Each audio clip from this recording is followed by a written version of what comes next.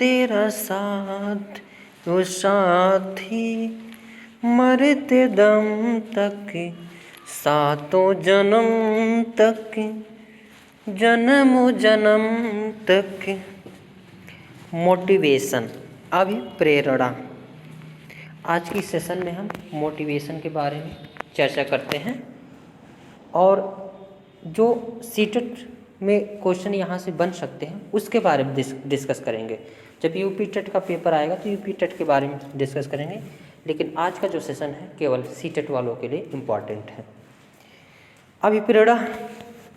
अभिप्रेरणा क्या है? तो जैसे अभी वैसे समझ लेते हैं। अभिप्रेरणा मोटिवेशन जिसको कहते हैं।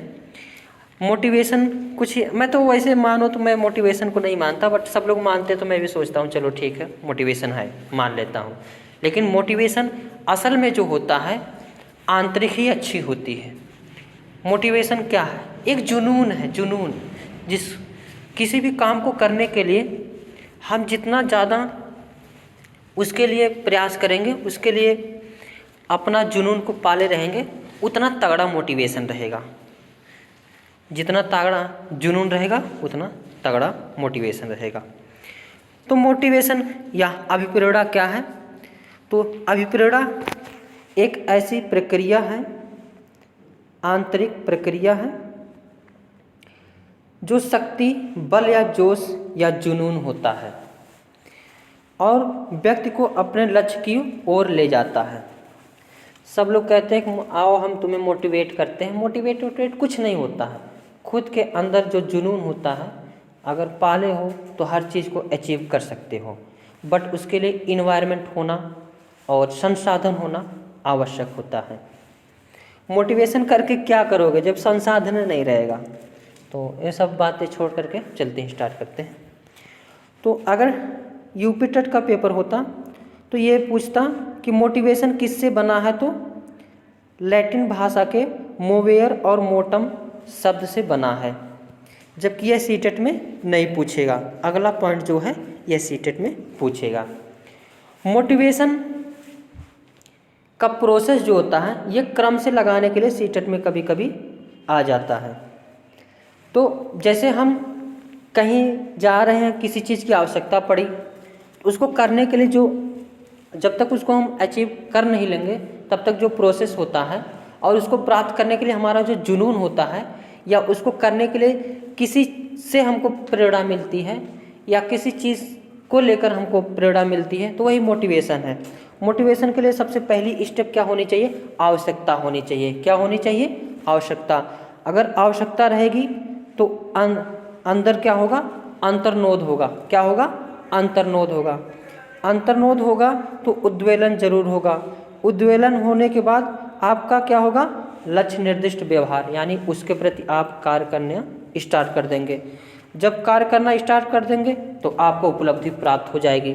उपलब्धि प्राप्त हो जाएगी तो उद्वेलन में कमी होने लगेगी और उसके बाद यहाँ पे आपका जब उस चीज़ को अचीव कर लोगे तो वहाँ पे जो है आपकी इच्छा खत्म हो जाएगी। तो ये क्रम लगाने को सीटेट में आता है कि पहले आवश्यकता है, फिर अंतर्नोद, फिर उद्वेलन, फिर लक्ष्य निर्दिष्ट व्यवहार, उसके बाद उपलब्धि फिर पा जाओगे, उसके बाद उद्वेलन में कमी होने लगेगा। अभिप्रेरणा कितने प्रकार की होती है? 2 प्रकार की अभिप्रेरणा होती है। एक आंतरिक अभिप्रेरणा होती है और एक दूसरा बाह्य अभिप्रेरणा। आंतरिक अभिप्रेरणा इंटरनल मोटिवेशन, बाह्य अभिप्रेरणा एक्सटर्नल मोटिवेशन।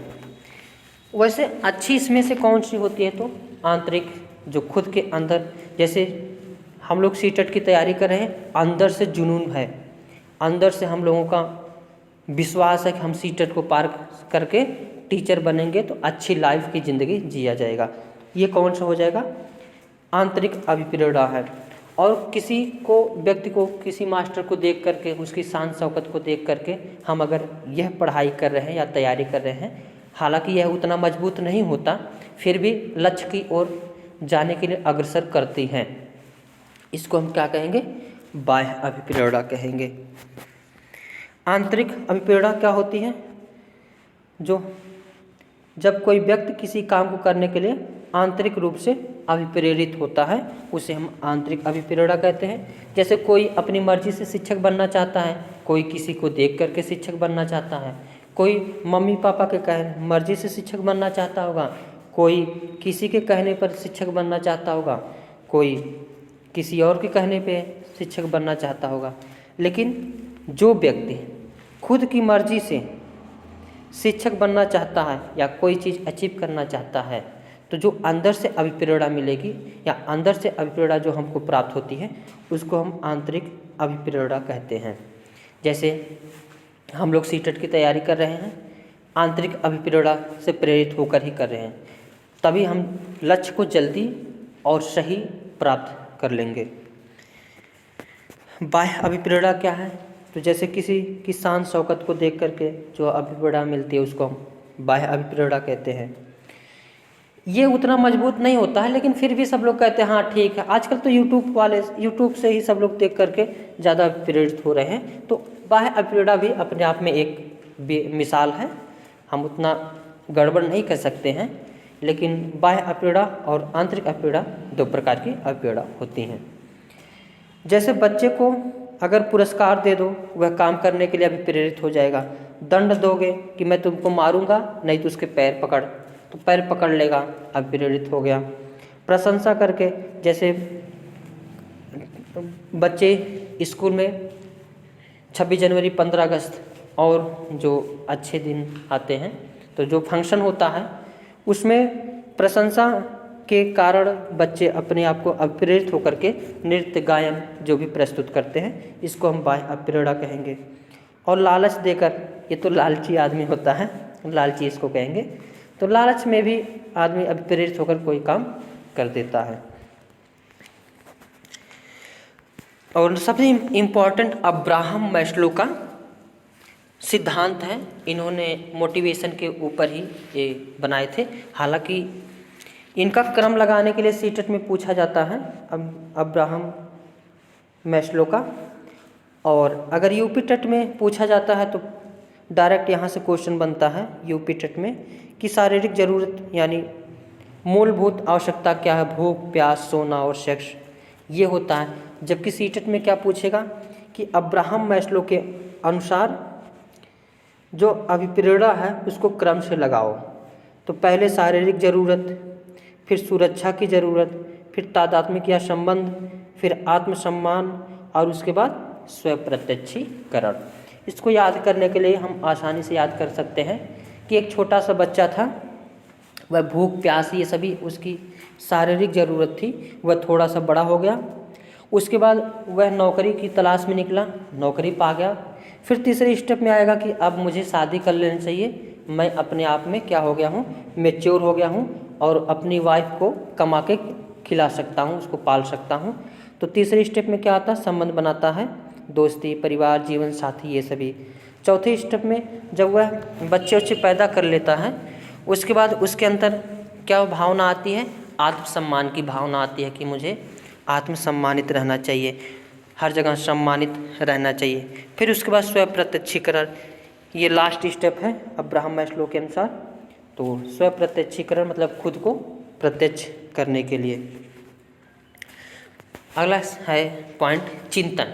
चिंतन ये मोस्ट इम्पॉर्टेंट है सीटेट के लिए, क्योंकि चिंतन से प्रश्न आता है अभिसारी, अपसारी, मुक्त प्रश्न जो होते हैं अपसारी के चिंतन के अंतर्गत आते हैं, और बंद प्रश्न जो होते हैं अभिसारी चिंतन के अंतर्गत आते हैं। तो ये सभी पॉइंट हम देख लेते हैं। चिंतन क्या है, जो जब कोई मेरे सामने कोई मैटर आता है तो जिस पर हम विचार करने लगते हैं, उसके बारे में सोचते विचारते हैं, वही क्या कहलाता है, चिंतन कहलाता है।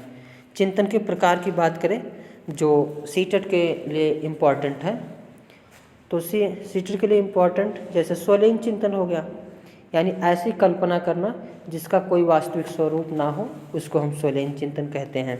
जैसे प्रश्न पूछ सकता है कि कोई बच्चा प्रश्न में जो है क्लास में बैठा हुआ है और वह सोच रहा है, तो वह किस सोच के अंतर्गत आएगा, तो स्वलिंग चिंतन के अंतर्गत आएगा। यह अर्थार्थवादी चिंतन, यह वास्तविकता से संबंधित रहता है। यथार्थवादी चिंतन में क्या होता है, यह वास्तविकता से संबंधित होता है।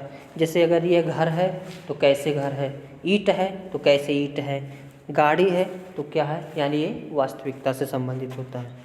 फिर अभिसारी चिंतन, अभिसारी चिंतन में इसमें समस्याएं एक ही बिंदु पर केंद्रित हो और समस्या का एक ही समाधान हो, वहाँ पर अभिसारी चिंतन होता है। जैसे भारत की राजधानी क्या है, तो दिल्ली, एक आंसर है, ये अभिसारी चिंतन हो गया।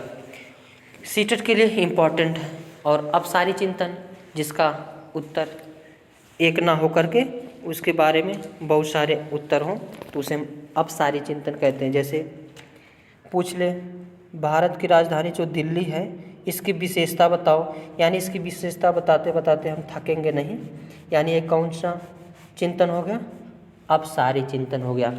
इसी पे एक प्रश्न पूछा जाता है, मुक्त प्रश्न और बंद प्रश्न, कौन सा, मुक्त प्रश्न और बंद प्रश्न।